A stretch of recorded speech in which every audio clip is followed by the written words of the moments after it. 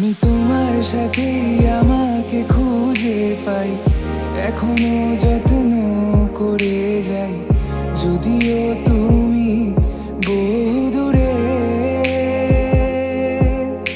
আমি আজও পাগল তোমারই ওই প্রেমে, গেছি হারিয়ে রাতের আকাশে।